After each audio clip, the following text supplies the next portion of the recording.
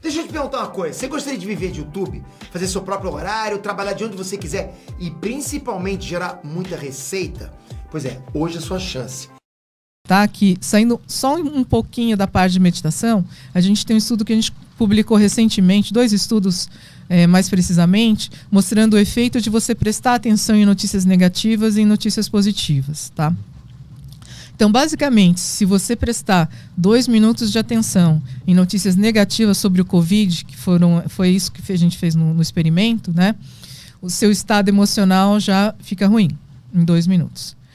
O outro grupo que participou do experimento recebeu notícias positivas sobre o Covid. O estado emocional já melhorou com 2 minutos só de atenção. Né? Agora, imagina só se você só fica ouvindo notícia ruim. Né? O que pode acontecer com você se você não ficar mais predisposto, inclusive, a um transtorno mental. Né? Que é basicamente que a gente liga a televisão, se tu ficar com a televisão ligada de manhã até de noite, não tem nenhuma notícia legal, positiva, né? Imagina o que isso faz a longo prazo nas pessoas que estão assistindo isso, né? Pois é, né? Então, assim, na verdade, a gente deveria ter um balanço, né? Porque a realidade não é só notícia negativa, né? Tem coisas boas acontecendo no mundo. Se a gente pudesse minimamente prestar um pouco mais de atenção nas coisas boas também que estão acontecendo, que fazem parte da realidade, talvez muitas pessoas não ficassem se sentindo tão mal ou talvez até deprimidas, né? Essa pesquisa ela foi feita também com um questionário? Ela foi um estudo online, tá? Por quê? Num dos auges lá da pandemia, a gente não podia recrutar voluntários para irem até o hospital, né? Seria uma irresponsabilidade, imagina, né? Para ir lá e fazer os exames todos que a gente faz, ressonância, eletroencefalograma e tal. Então, eu conversei com algumas pessoas da equipe e falamos assim, vamos fazer experimentos online, vamos convidar as pessoas para ver se elas topam participar de experimentos online.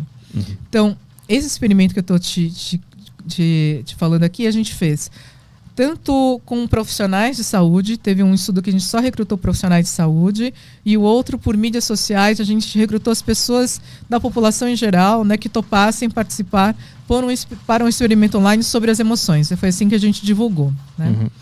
Depois dessa fase, né, em que metade das pessoas tinha sido sorteada para receber notícias negativas e metade notícias positivas, depois dessa fase, as pessoas receberam um relaxamento de 3 minutos.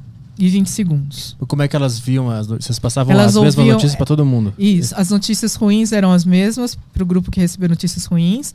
O grupo que recebeu notícias boas sobre a Covid, na época não tinha vacina ainda. Então, eram notícias do tipo, olha pessoal, a vacina está chegando, tal, né?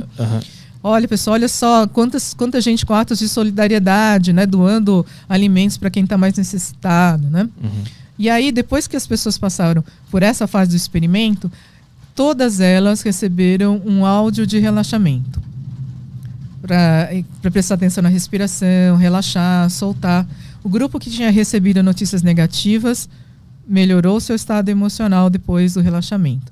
O grupo que tinha recebido notícias positivas e já tinha melhorado, melhorou ainda mais com o relaxamento. 3 minutos e 20 segundos. Então, eu vejo assim 2 aprendizados bem legais com esse experimento super simples, tá? Primeiro, presta atenção nas notícias que você está consumindo. Né? 2 minutinhos já muda o seu estado emocional. E o segundo ponto que a gente acha legal é faça pausas durante o seu dia.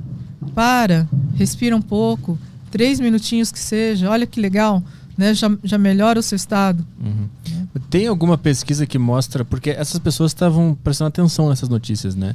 Tem alguma pesquisa que mostra como que a notícia que está sendo tocada na sala e eu não estou prestando atenção nela pode me influenciar? Eu desconheço, eu não sei. Talvez exista, mas eu realmente não sei te dizer. Eu fico imaginando se, por exemplo, eu não estou prestando atenção e está rolando uma desgraceira na televisão, falando de assassinato, não sei o quê. Eu não estou ouvindo atentamente, mas está entrando na minha cabeça de alguma forma. Isso aí tu não sabe se existe algum estudo que fale sobre essa... Eu desconheço, sim. Né? Mas eu imagino que deva causar uma irritação, né? Porque de alguma maneira você... Mais uma coisa que eu queria te perguntar sobre as tuas conversas com o Dalai Lama, né? 2006, 2011 e 2021. Como é que tu chegou até ele e qual foi o conteúdo desse diálogo? Legal. Então, assim, em 2004 eu tinha ido no Mind and Life Institute, né? E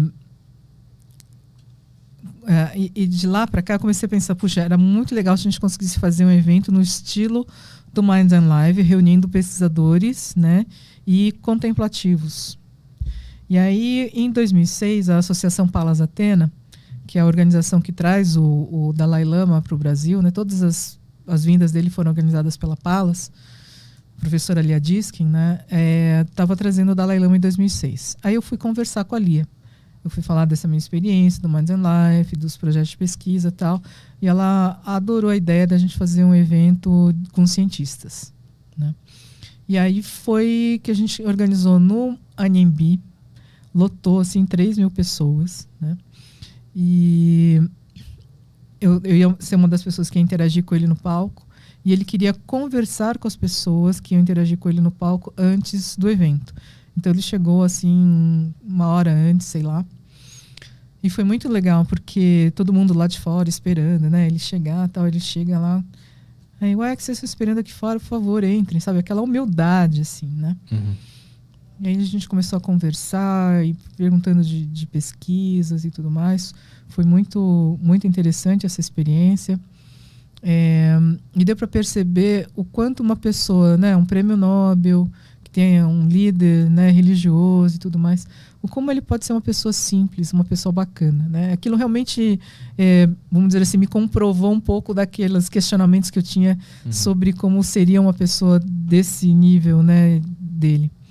Em 2011 eu tive uma experiência única, que foi também esperando, né, ele chegar e tal. Aí a gente já estava na sala, aí me apresentaram para ele falando em tibetano, né, era o tradutor lá e tal. Isso era aqui no Brasil? Era no Brasil, em 2011. Aí ele segurou a minha mão, assim, cumprimentando, me olhou nos olhos e ficou sabe aquele diálogo silencioso, assim, sei lá eu quantos segundos, uns 30 segundos, 1 minuto, né?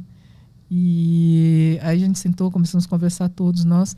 Aí na hora de ir pro palco, ele segurou na minha mão de um lado, outra mão a Lia, que estava organizando o evento, e foi andando assim, como sabe assim, o melhor amiguinho do jardim da infância, assim, né? Eu falei assim, gente, eu nunca vou esquecer essa experiência com ele, né? Uma pessoa assim, super simples. E aí, olha que interessante, ele para agradecer todo mundo que esteve com ele, né? Então, desde o motorista que dirigiu o carro, ele quer saber, quem que cozinhou para mim? Uhum. Né? Eu quero agradecer para a pessoa que cozinhou para mim, né? Assim, sabe assim, dar esperança para esse mundo, porque existem essas pessoas, né? Apesar de todos os filha da mãe que existem no planeta, você tem uns caras bons de verdade, de bom coração, né? Isso faz a gente pensar que o mundo realmente pode ser melhor. Isso foi 2011, né? Esse foi 2011. Aí teve mais um em 2021, não teve? 2021 foi online, né? Que a gente teve essa interação com ele. E era um evento mais voltado para a área de educação, como educar corações e mentes. Né? Porque uma das grandes preocupações do Dalai Lama hoje é ajudar a nova geração, né? As crianças. Porque se as crianças já começarem conhecendo um pouco mais sobre compaixão, se conhecendo mais, percebendo quando as suas emoções estão surgindo, né? Elas vão poder agir de uma maneira diferente, né? Elas vão poder fazer a diferença nesse planeta. Eu acho que isso é um aspecto super importante. Mas como é que vocês trabalham juntos? Porque esses grandes sábios, essas pessoas, elas aprenderam meio que pela intuição, né? Pelo simples, sei lá, talento chegar nesse ponto. O Dalai Lama, ele teve um treinamento muito rigoroso, desde criança. Né? Mas aí, que a minha pergunta assim, não é científico, né? É mais por base de tradições, de ensinamentos. Dos textos clássicos, né? Aí minha pergunta é como que esses dois mundos se encaixam? Como é que vocês trabalham juntos? Porque e vocês chegam na conclusão de que essas tradições, elas estavam certas.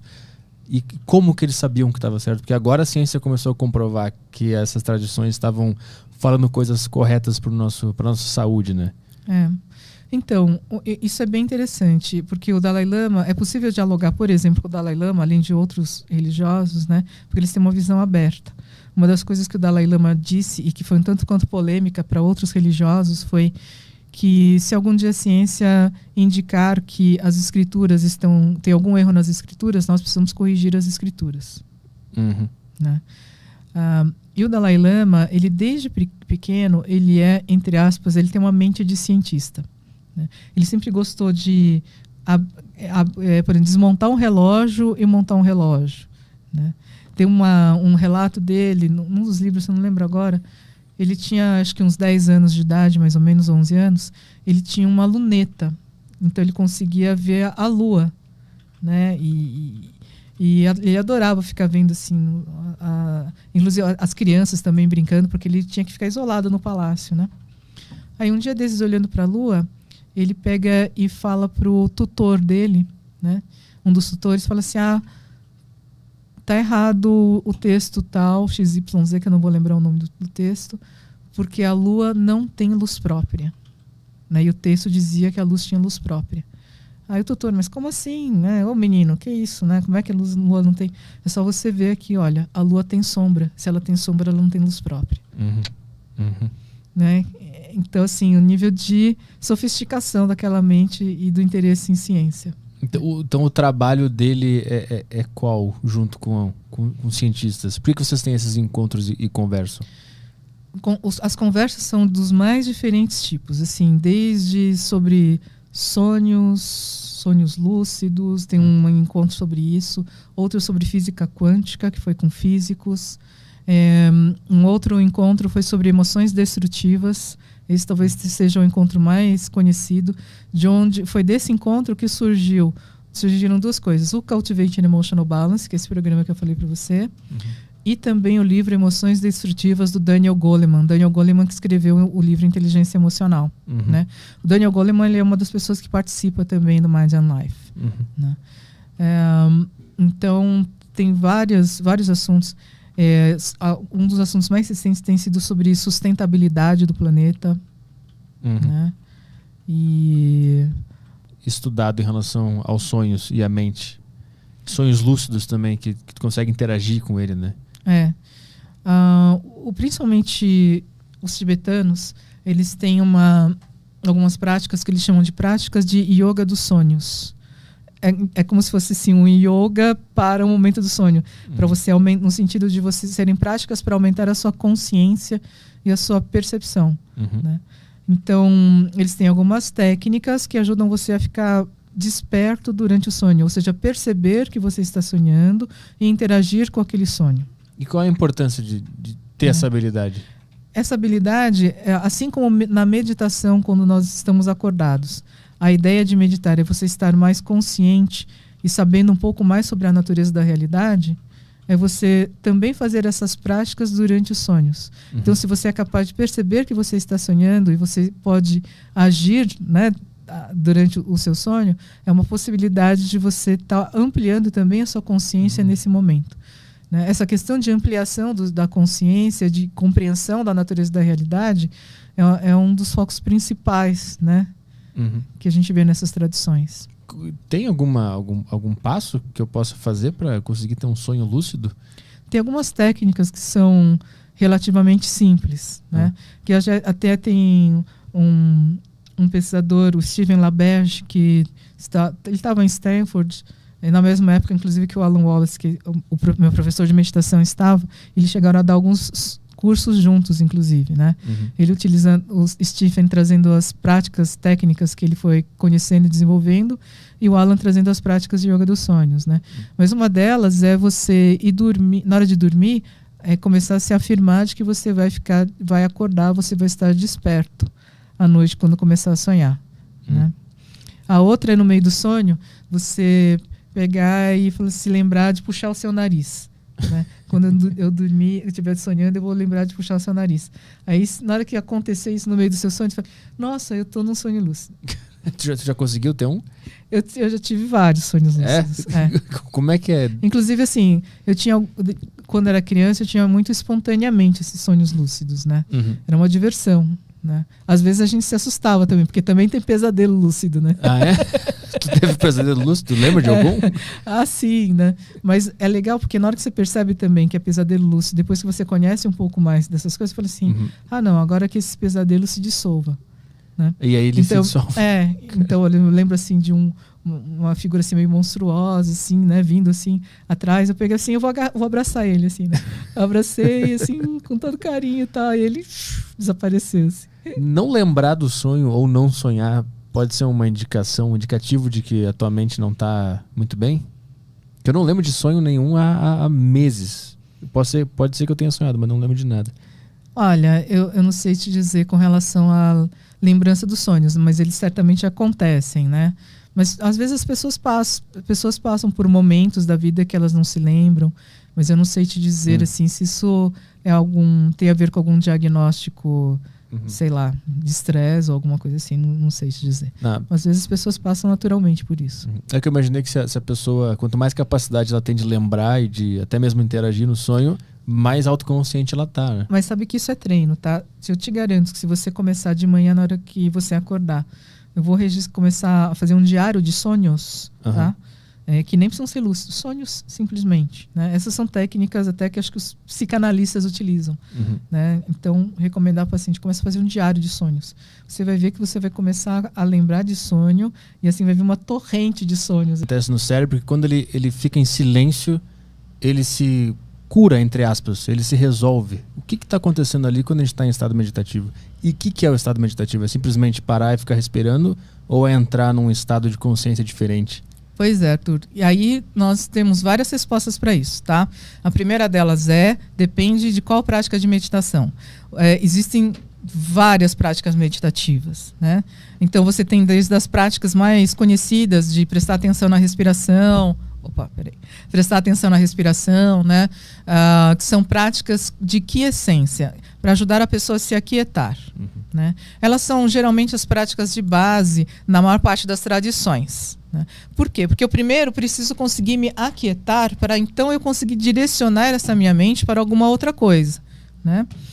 Então, quando eu começo a prestar atenção na minha respiração, inspira, expira, inspira, expira.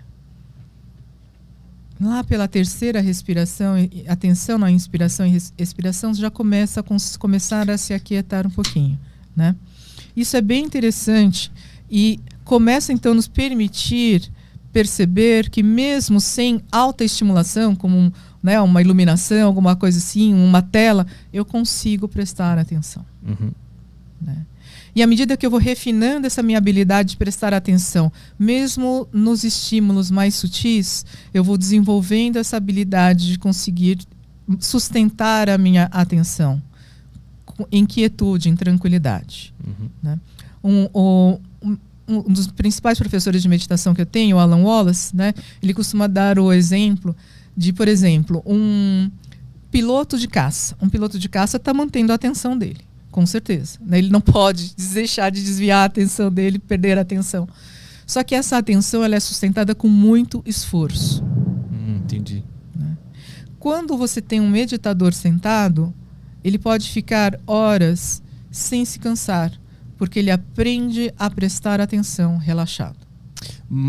Teria como, por exemplo, um piloto de caça, ou até eu aqui entrevistando, prestar atenção estando relaxado? Porque aqui eu estou sempre gastando energia para prestar atenção no que você está falando. Mas você pode gastar menos energia. Né? Então você pode estar mais tranquilo e ao mesmo tempo manter a atenção. É que nós naturalmente acabamos juntando adrenalina com atenção. Eu preciso manter a atenção, eu preciso de adrenalina. Mas existe um estado de atenção mais calmo, né? Porque se essa adrenalina também, vamos dizer assim, for excessiva, né, pode até me prejudicar em relação à minha atenção e às minhas respostas, o que eu vou dizer. Né? De alguma maneira, como você já está acostumado a fazer as entrevistas, eu imagino que você consiga hoje manter essa atenção sem tanto esforço como talvez no início. Eu chego em casa destruído. Você chega em casa destruído. Como se eu tivesse feito exercício físico, literalmente. Entendi. Eu durmo cedo, tomo um banho, fico cansado, deito no sofá, vejo TV, eu durmo direto. Então, porque eu estou gastando muita energia com a minha atenção, né? Sim, talvez você consiga ter uma atenção, só que não dependendo de tanta estimulação. Né? A gente está num estado mais relaxado e mantendo a atenção. A gente acabou treinando o cérebro a fazer essa ligação com adrenalina e atenção, então. Sim, ao longo do tempo. E porque o nosso sistema de luta e fuga, de certa maneira, ele faz isso, né? Se você é um homem primitivo, um animal na floresta, né? Provavelmente você precisa estar assim, né? Tipo assim, o que está acontecendo? Você precisa desse tipo de atenção para sobreviver. Uhum. Mas, com o tempo, né, a gente, com o tempo que eu digo, com a evolução da história da humanidade, a gente não está mais tão sujeito a estas intempéries externas, né? Lá fora pode ter trovão, enfim, né, uma tempestade, mas a gente está aqui. Se a gente está aqui, a gente não precisa desse nível, né, de descarga de adrenalina para manter a nossa sobrevivência e para estar bem. Uhum. Tá? Então, é uma sofisticação. Tanto que existe um livro a respeito da história da meditação, né, de um antropólogo chamado Johnson. Esqueci o primeiro nome dele. Mas o Johnson diz o seguinte, que provavelmente as primeiras práticas meditativas iniciaram quando o homem dominou o fogo. Né? Práticas mais formais. Por quê? Uhum. Quando o homem passa a dominar o fogo, ele pode se reunir ali junto com os seus companheiros, né? E ele sabe que está protegido dos animais da floresta. E aí deu um tempinho pro cérebro dele ficar relaxado. Isso. Sem contar que a própria chama, né, ajuda a entrar Também. nesse estado alterado de consciência. Uhum. Willard Johnson é o nome do antropólogo. Então, para mim faz total sentido, né? Uhum. Porque você realmente precisa ter um mínimo de estado de conforto, de segurança, para você começar a entender que você pode relaxar e manter